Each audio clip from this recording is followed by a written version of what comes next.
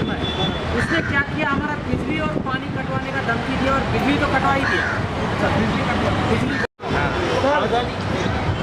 अदानी के पास आपका लीटर आया होगा? नहीं आया। अदानी के मिले, उसने बोला कि अदानी का आदमी ने बताया कि लेटर हेड पे कि भोजवानी का ऑब्जेक्शन आया बिजली काट दो करके, तो हम काट दिए। हमने पूछा कि क्यों ऑब्जेक्शन किया, तो वो बोला कि हमको पता नहीं है कि क्यों ऑब्जेक्शन किया। पता नहीं, पता नहीं, ऐसा नहीं होता तो अपने उसके ऊपर डाला पुलिस स्टेशन डाला केस डाला पुलिस स्टेशन में। तो साहब बोलते हैं कि अदानी को तुम पूछो, हम नहीं पूछेंगे। और साहब ने हमने साहब को इतना लेटर दिया कि ये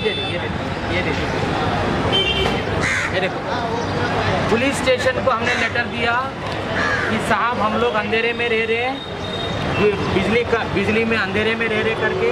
और अदानी ने ऑब्जेक्शन किया। अदानी ने बोला कि समीर नारायण भोजवानी ने ऑब्जेक्शन किया बिजली काट दिए करके। तो साहब को हमने बोला अंधेरे में रह रहे करके, तो साहब बोलते हैं कि हम नहीं पूछेंगे अदानी को। हाँ, डीसीपी एसीपी सबको दे दिए, एमएलए साहब को भी दिए कि क्लियर कट दिखा रहा है इधर कि भोजवानी ने, समीर भोजवानी ने ऑब्जेक्शन दिया कि इनका बिजली काट दो करके। तो हमने पूछे साहब को कि भोजवानी कौन होता है ऑब्जेक्शन देने के लिए हमारा घर का बिजली काटने के लिए, जो कि एसेंशियल सर्विस है। तो साहब बोलते हैं कि हम नहीं पूछेंगे, कुछ क्राइम चला है तो बोलो हम एक्शन लेंगे। तो बिजली और पानी के कटवाने के और ज़्यादा उससे क्राइम क्या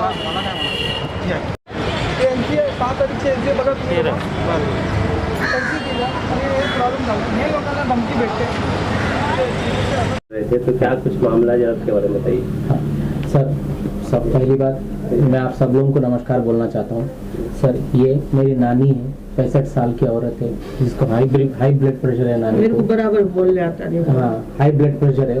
सर, पिछले 12 साल से ना बिल्डर समीर नारायण भोजवानी बहुत परेशान कर रहे हैं सर मेरी नानी को। कि परेशान इसलिए कर रहा है कि उसका मेन मकसद जो है कैसे भी करके नानी को हैरेसमेंट करके उस बंगलों को कब्जा करना चाहता है वो। क्योंकि अगर वो इसलिए करना चाहता है क्योंकि वो बोल रहा है कि लाल बंगलो उसने लेंटिन से खरीदा है करके। तो हम कोर्ट में भी बोल रहे हैं कि अगर तू लाल बंगलो लेंटिन से खरीदा है तो कोर्ट में प्रूफ दिखा करके। कोर्ट का केस तो चल नहीं रहा है, डेट पे डेट लेते जा रहा है, तारीख पे तारीख कोर्ट का गेट में लेते जा रहा है। और यहाँ पे ना ग्राउंड लेवल पे हमको ना एक चीज का हरासमेंट करते जा रहे हैं। अभी 10 साल से नानी को ना बिजली नहीं दिलवा रहा है।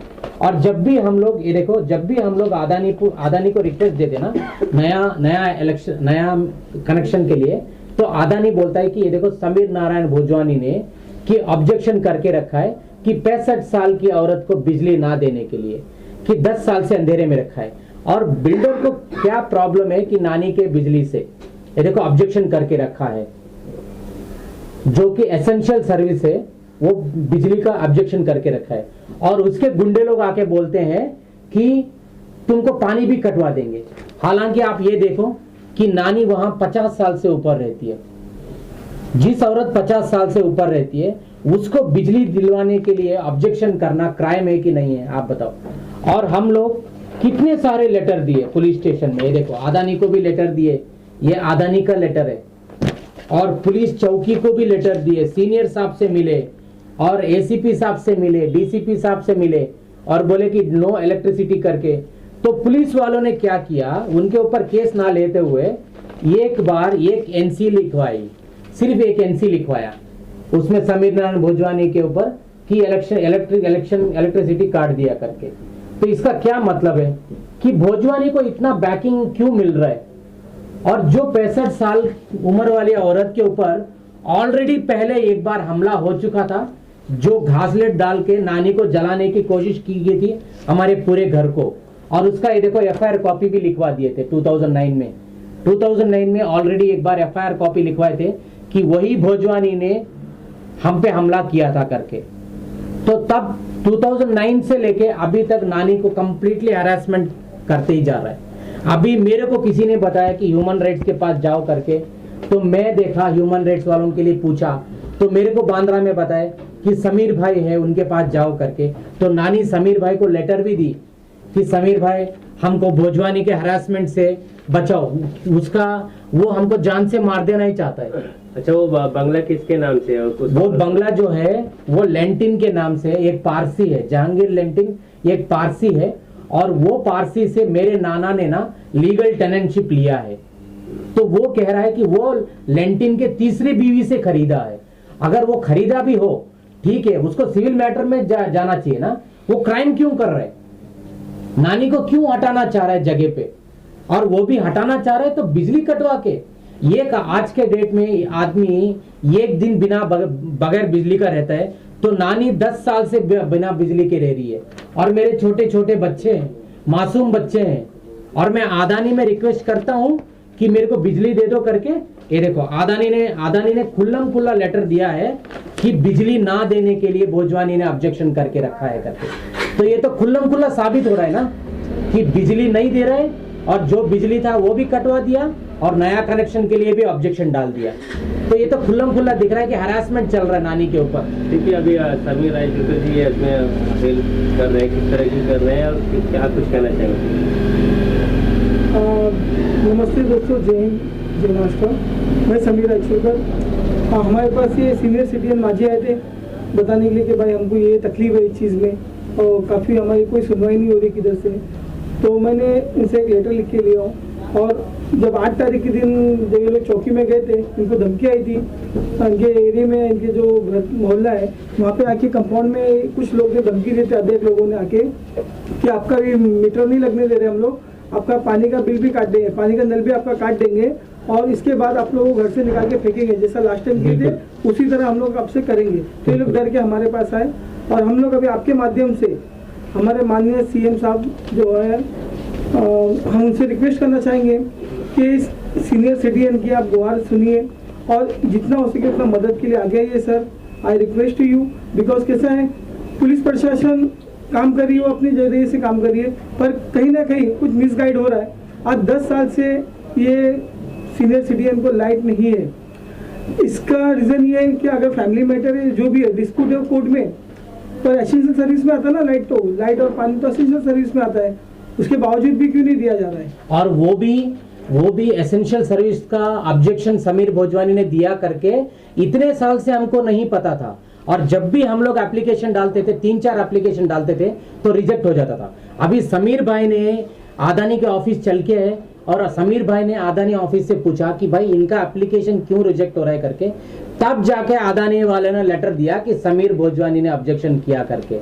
तो इसका मतलब है कि अगर समीर भाई आके नहीं पूछते तो हम लोग सालों साल अंधेरे में रह जाते, कि पता भी नहीं चलता था कि हमको किसने ऑब्जेक्शन अभी किया। आगे इसमें क्या इनिशिएटिव लेने वाले हैं आप, क्या कुछ करने वाले अभी ये लोग का जो प्रोटेस्ट चल रहा था बांद्रा स्टेशन पे, जो ये लोग सुबह 9 बजे से आके बैठे थे, तो अभी हमको वहाँ पे बांद्रा चौकी के कुछ कांस्टेबल आए थे, जिन्होंने कहा कि भाई जो डे पी है कुमार साहब, आप आइए, कुमार साहब से बात करिए, कुमार साहब बुला रहे हैं आप लोगों को।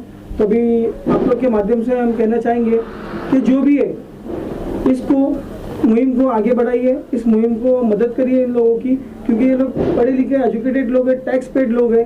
कोई रस्ते के चारों लोग, हम चारों लोग सॉफ्टवेयर इंजीनियर से, कोई रस्ते के टपोरी लोग, कोई गुंडे लोग, कोई मवाली लोग नहीं है। ये पूरी फैमिली एजुकेटेड फैमिली है, और वेल अच्छी से अच्छी जॉब पे ये लोग अपना सिर्फ काम करके, मेहनत करके ऑफिस से जाके अपना रात में आगे सोते हैं। और उसके अलावा दूसरी बात ये दोस्तों कि मैं आपके माध्यम से ये कहना चाहता हूँ कि ऐसे लोग को हम सपोर्ट नहीं करेंगे तो किसको सपोर्ट करेंगे? वो चोर भोजवानी, समीर भोजवानी ने दिलीप साहब हमारे जो मरहूम है, उनकी फैमिली से चीट किया। उनकी वाइफ का इंटरव्यू आप देख लो, यूट्यूब पे आपको मिल जाएगा, उनकी वाइफ का इंटरव्यू। और वो कौन सी ट्रस्ट था? मूलराज खताऊ ट्रस्ट, इतनी बड़ी ट्रस्ट, उसके साथ में चीट किया। तो ये बेचारे लोग किधर? ये तो गरीब लोग हैं, ये लोग के आगे पीछे कोई नहीं है, मुंबई में ये लोग का कोई नहीं है। समीर जी, जिस तरीके से इन लोगों ने कई अधिकारियों को भी लेटर दिया हुआ है, पुलिस स्टेशन में शिकायत की, उस सबको देखते हुए मतलब आपको क्या लगता है कि आगे क्या कुछ हो सकता है? आप क्या करने वाले हैं इसमें? देखिए, अभी हम पहले तो जाएंगे बांद्रा चौकी, अभी क्या है क्या नहीं इस बारे में डिस्कस करेंगे। कुमार साहब है वहाँ पे, या जो भी सीनियर साहब रहेंगे वहाँ पे, उनसे बात करेंगे। और फिर ये चीज़ को हम हमारे माध्यम से, मैं सीएम साहब तक, कमिश्नर तक, जितना हो सके उतना मैं मेरा पेपर वर्क करूँगा लीगली। जो इनसे हम जो लीगल मदद इनको दे सकते हम वो लीगल मदद करेंगे। मैं इनके पूरी परिवार के साथ खड़ा हूँ, मैं और मेरी पूरी टीम। मेरी ह्यूमन राइट्स की इंटरनेशनल ह्यूमन राइट्स में समीर अचूलकर के साथ हम लोग सारे के सारे लोग इनकी मदद के लिए खड़े हैं। इंशाल्लाह ठीक है, जो हमसे और- पॉसिबल है हम मदद करेंगे इनकी। और समीर भाई, मैं और आप सब लोगों से मैं रिक्वेस्ट करता हूँ कि जो 10 साल से हमसे हरासमेंट हो रहा है, जो बिजली है वो हमको बिजली दिला दिए, क्योंकि बिजली के बगैर ना हम बहुत तकलीफ उठाते हैं। बिजली तो एसेंशियल सर्विस है, कि एसेंशियल सर्विस प्लीज दिला दे हमको। हम रिक्वेस्ट कर रहे, काइंड रिक्वेस्ट कर रहे समीर साहब से कि जो हमसे हरासमेंट हुआ है उसका तो जो है, जो फैसला है उसका फैसला पुलिस बिल्डर को देगी और उसके ऊपर कंप्लेंट दर्ज करेंगे हम लोग, और हमको हमारा एसेंशियल सर्विस दिला दें।